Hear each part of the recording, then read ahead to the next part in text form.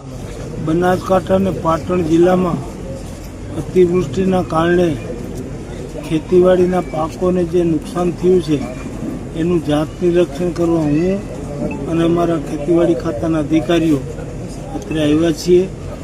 ખાનપુર, ભાટવર, કોરેટી, ભરડવા અને સુઈ ગામ સુધીના ગામોની મુલાકાત લીધી.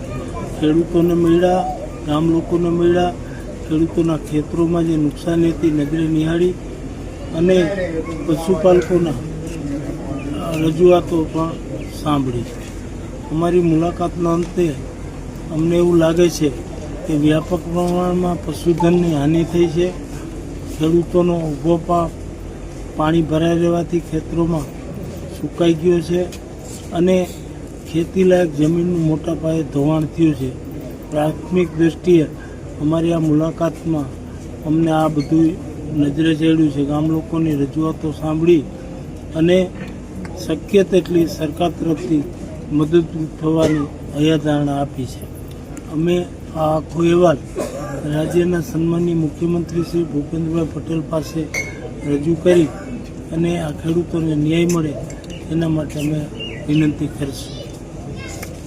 પાકનું નુકસાન સાથે જમીનનું પણ મોટું નુકસાન.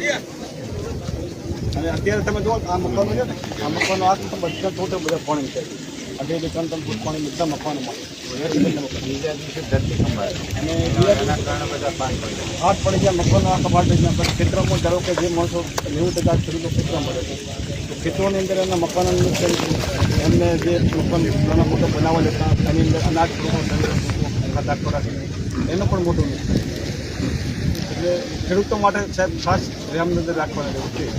અને અમારા પાસે સાહેબ એમાં છે 2014 અને 2025 10 વર્ષથી આ ખેડૂતોને એને પોષણ મળે એવો 10 વર્ષની નથી મળે.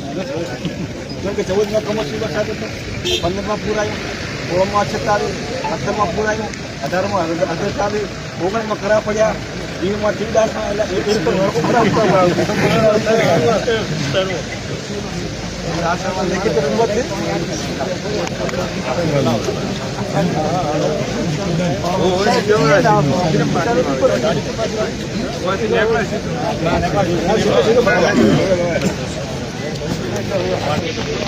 સમગ્ર ભારતમાં જ્યારે ઉજવી રહ્યું છે ત્યારે આપણા રાજ્યના માનનીય મુખ્યમંત્રી શ્રી ભૂપેન્દ્રભાઈ પટેલના નિર્દેશન હેઠળ આજે સમગ્ર રાજ્યમાં 1 કલાક આ કાર્યક્રમ સ્વચ્છતાનો લોકોના સાથ અને સહકારથી ભારતીય જનતા પાર્ટી અને સરકાર બંનેના સંયુક્ત સહકારથી આ કાર્યક્રમ ઉજવાઈ રહ્યો છે. કાર્યક્રમનો ભાગરૂપે આજે હું અહીંયા રૂપપુરા ગામમાં આ કાર્યક્રમમાં સામેલ થયો છું. આપણા વડાપ્રધાન નરેન્દ્રભાઈ મોદીનું સ્વપ્ન છે કે મહાત્મા ગાંધીજીના અધૂરા રહેલ સ્વપ્ન સ્વચ્છ ભારતને પૂર્ણ કરવું અને એના માટે નરેન્દ્રભાઈ મોદીએ વડાપ્રધાન બન્યા પછી અનેકવિધ પગલાઓ લીધા છે.